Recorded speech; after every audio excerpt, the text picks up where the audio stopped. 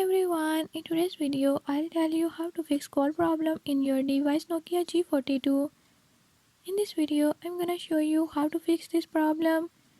Before I start, if you are new to my channel, don't forget to subscribe and hit the bell icon.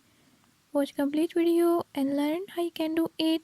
Let's watch the video.